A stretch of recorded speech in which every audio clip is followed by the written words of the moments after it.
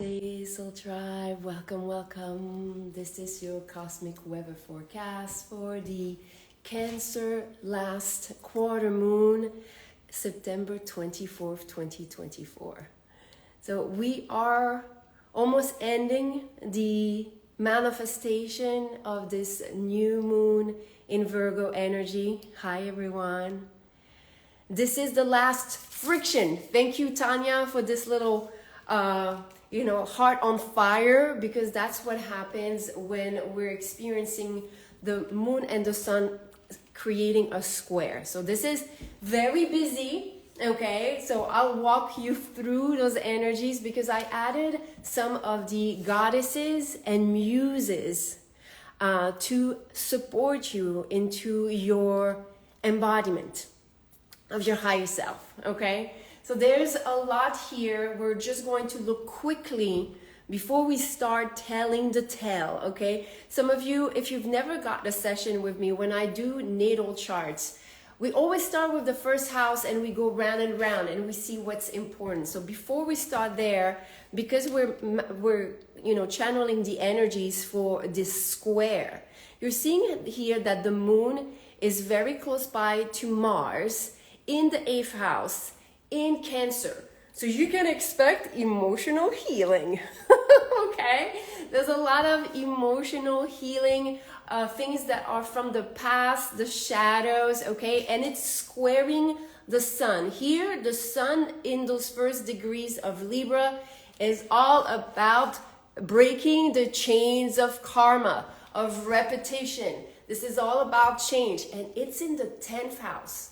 So some of you, if you've been feeling any type of tug of war with yourself and your purpose and the things that you want to manifest, how you're going to manifest this, how you're going to present it and put it into a higher purpose, right now, this last quarter moon in Cancer is helping us fall deeper in love with ourselves, okay? So very much about deepening our connection to our self-love.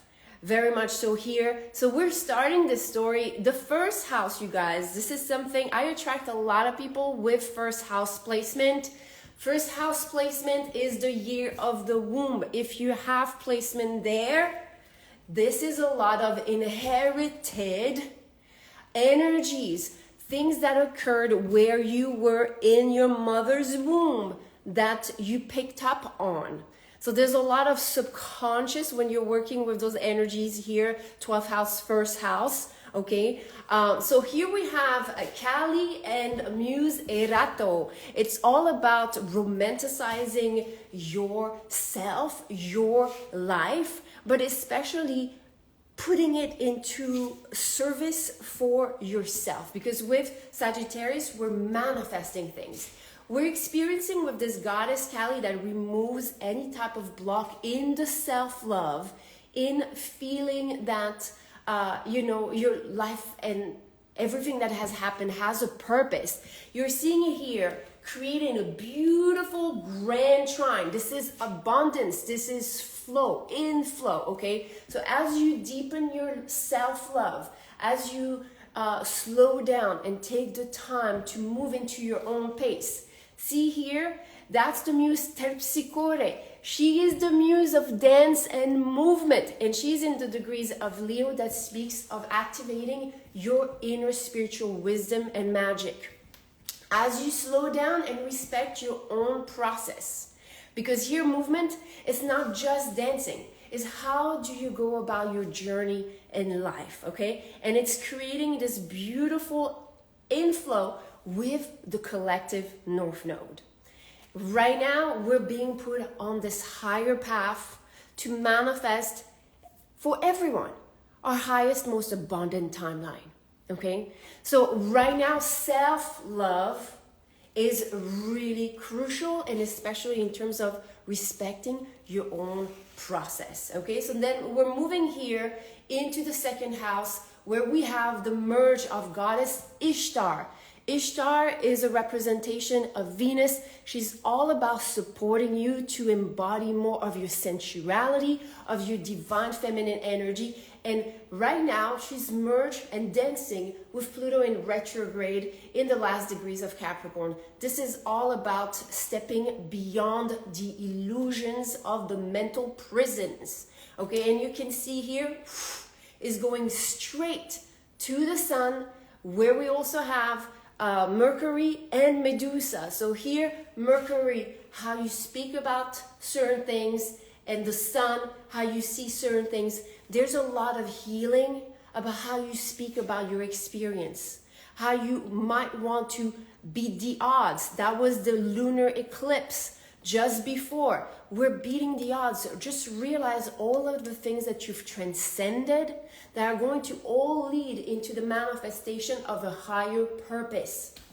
And the way it's creating, again, a beautiful inflow with Uranus in retrograde in the degrees here, where we're talking about introspection, where we're talking about how much we're gaining of wisdom, of light, of awareness, when we actually understand that our experience first starts within. And you're going to see here in the way you manifest a lot of your attraction, interactions one-on-one, you're going to start seeing the correlation of how, if you're telling yourself, oh, all my relationship always end up this way, then you're going to have the universe that's going to hear the feedback and is going to present a confirmation of your own belief, even if it's a belief that you don't want. Okay, so there's a lot here that is being revealed and shown, so we really respect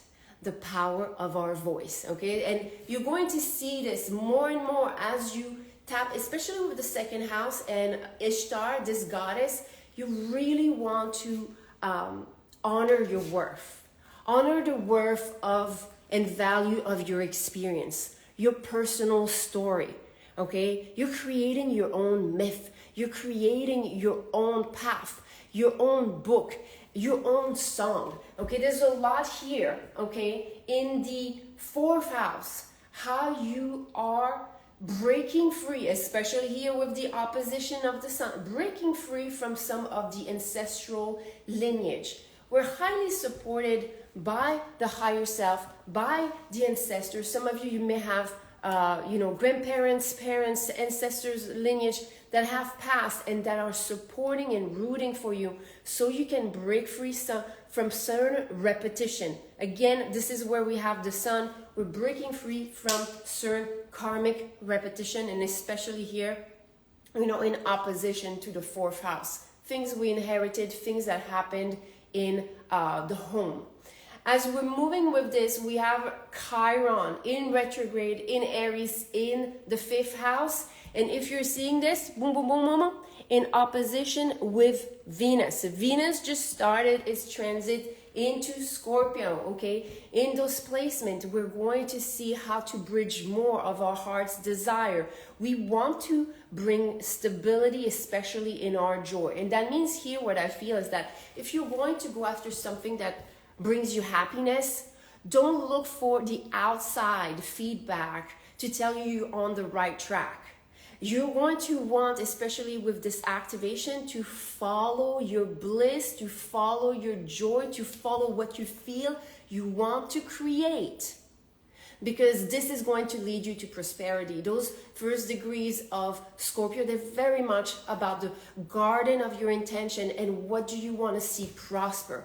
And with this opposition, you're going to probably also see the things that bring you joy. And if you're doing things that bring you joy and then you bring yourself down because you're not getting the feedback that you're expecting, there's some healing here. Remember, all this healing is about that self-love. It's all about that self-love. It's saying fall in love with your story. Fall in love with your creation. Fall in love with whatever it is that drives you every day. Fall in love with the process. This is going to help you really get this new glow. There's been a lot of messages about this new light that we're shining. It's coming from all this underworld. You see here all this underground work? Yeah. as you're falling more deeply in love with yourselves, with the way you like to process things. So some of you, maybe when you're processing things, you just like solitude, you like to go in nature. Just allow yourself to process this at your own pace and rhythm. This is going to give you a different type of aura, which ultimately is how people perceive you. Even though we have physical features, okay, really what people read is our aura, okay? I am feeling this energy so much being Cancer, oh yes, and having Scorpio and Leo in me. Yes, this is, honestly, this is deep emotional healing, but really to fall in love with ourselves, okay? So it's to call you within, to call you to fall in love with certain aspect of yourselves, because when you do, there's a certain, it's almost like an acceptance of a certain part of you that needs this love so it can open up. So imagine just like a child, if trying to communicate with a wounded child, if you're not, there emotionally in that presence with whatever's going on, you're not gonna get to the depth of what's really beyond this. Okay, I love how all my water signs here are like, I want to mention also, okay, because you're feeling this, all of you, and I want to show you, you see those green dotted lines that are heading and shooting at the moon, okay? Yeah, okay, that creates a yod. Some of you know this is the finger of God. This is the cosmos saying, this is important. Oh, wow, I aimed right there. Okay, those first degrees of Cancer where we have the moon is all about healing our memories. And when we do this, there's a deeper remembrance of yourselves. There's a deeper remembrance of your true blueprint. There was something that I happened to read that was saying, it's great to fall in love, with other people, but until we're falling in love and healing our emotional story, that falling in love has still the wounded patterns. Whether it's a relationship to someone romantically, whether it's your relationship, whether it's a job, it's a career, it's a hobby that you're transforming into something greater, okay? There's a lot here that is being healed. Some of you that are doing with me on YouTube, I have a Soul Tribe membership that's called STARSEED Rise Up. I read it. I have a cosmic energy alignment for the transit of Mars in Cancer. You know what happened in those cosmic alignments? You're doing the session, we're doing stretches, we're doing breath work. I felt so much lifted off my chest, but there was no awareness. Like there was no shift. I felt better. And I was like, okay, I feel better, but I still feel that I didn't get the whole picture. Then I'm just being called to relax and watch a series. And booyah. As I'm watching the series, there's this whole teen and parent dynamic with a whole thing that just makes me realize, oh, this is what I need to heal. This is what's going on.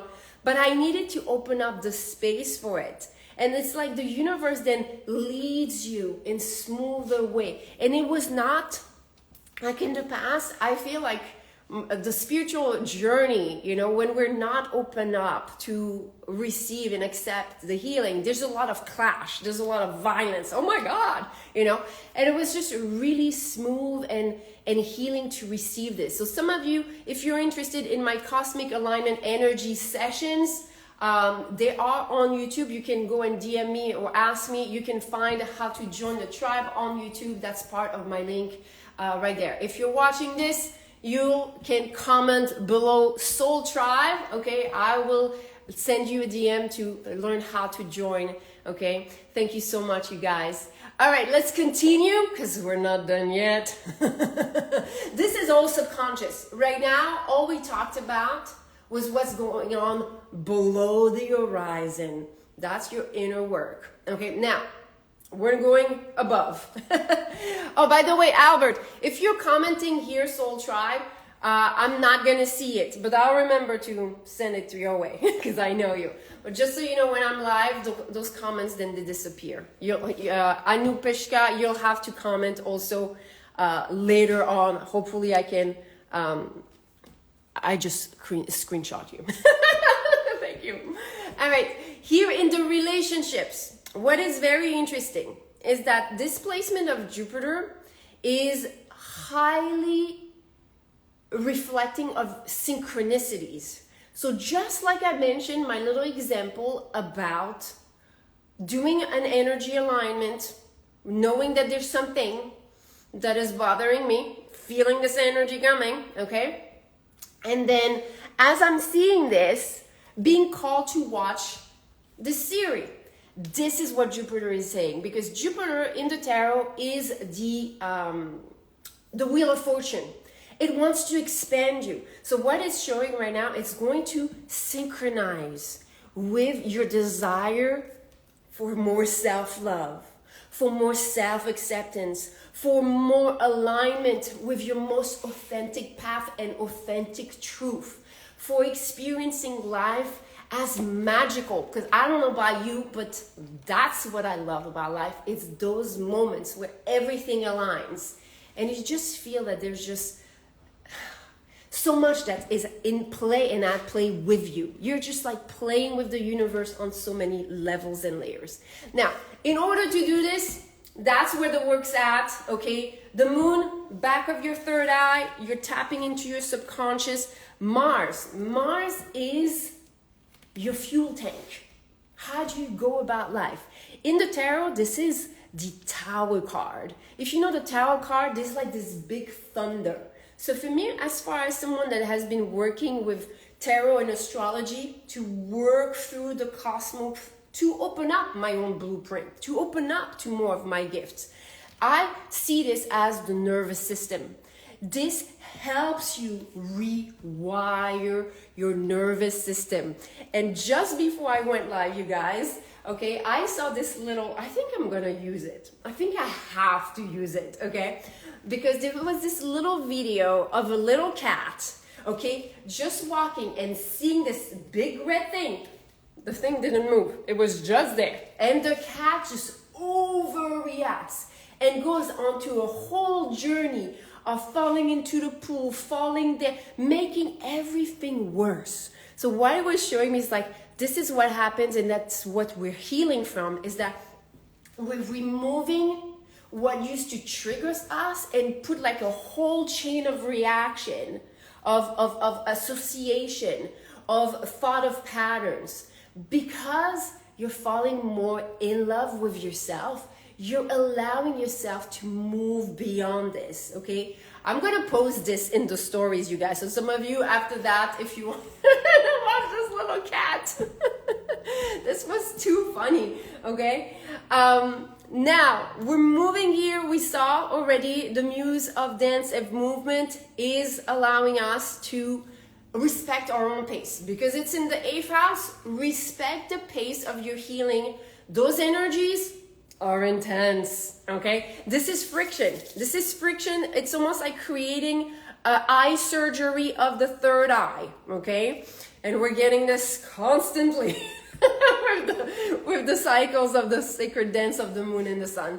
As we're here, we have the muse Melpomene, okay? This is the muse of acting. This is the muse of theater, but it's also the muse of tragedy, okay? So Melpomene here is creating this line of tension with the North Node. And what's interesting is that here it's almost like reviewing our life as a movie, you know, as if like you're on the theater and you're reviewing this and you're able to bring yourself, you know, forgiveness, compassion. That's going to help you to be more on your higher purpose. That's going to help you see more of your own light, see more of your own ability to transcend pain, to transcend duality.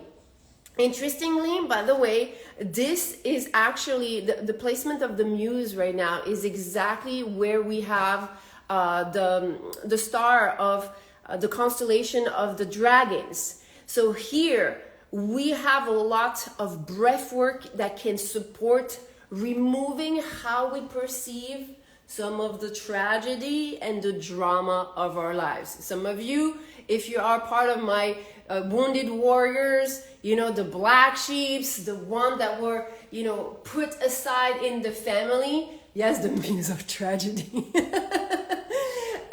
There's a lot that is being transmuted, especially through the power of working with your nervous system, okay, and working with breath. That's how you're going to slow down. Remember here, there's a lot of magic through the breath, through the movement. Some of you just respect how this process requires you to move through it, okay?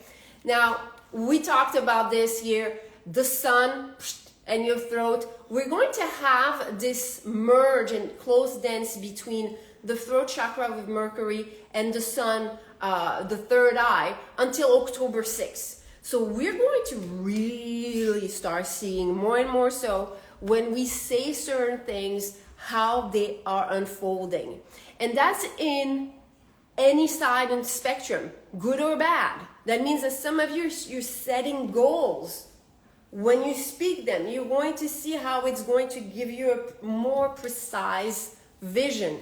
But remember, the only thing that can trip us, and this is where the work is at right now with this last quarter moon in Cancer, we're removing the expectation of the version of ourselves that was traumatized, or that was wounded, or that was hurt, felt rejected, felt abandoned, felt, you know, a bunch of stuff. Okay? All parts of you that you felt unloved, okay? As you're transcending this, you're going to see that some of you, maybe you're going to be able to affirm in greater ways what you want to manifest, okay? So here we're seeing with those last degrees with Venus, you know, just make sure that your heart is aware of the things that you want to keep, because here it's in the 11th house. That's going to be your relationships, but that's going to be also your neuron. I see the 11th house with this Aquarius energy as the network of our brain. How do we put little pieces of the puzzle together? And here with Venus in those degrees of Scorpio, it's asking you to focus on the things that you want to make grow and see grow, not the other ones. You're going to allow the things that make you feel a certain way to move through you, to acknowledge them, and then really refocus on what truly you're meant to refocus on, that feels good to you. And we have here the muse of astrology and the muse of history, okay? So Urania and Cleo that are here in Scorpio, that are helping with the transcendence of certain subconscious programs. So astrology right now, really great to tap into some of your subconscious patterns, and especially also to remember parts of your story that you might to move away from, but also the story that now you want to create. So there's a lot here that is being active. There was some more muses and goddesses. I just put the ones that were really active in this last quarter moon in Cancer. So again, fall more deeply in love with yourself and yourself. My dear ones, I'm sending you many blessings, much love and light. You can go on my YouTube and see I have a lot of picker cards that are connected to some of those astrology movements, okay, that can give you some insight, that can give you some guidance. And I'm saying this because of here, the muse of astrology, tapping into those unseen, there's a lot of Scorpio, unseen realm is going to help you navigate and change your fate. Remember, the universe right now is synchronizing itself for this special healing to occur. I'm sending you much love and light. Namaste.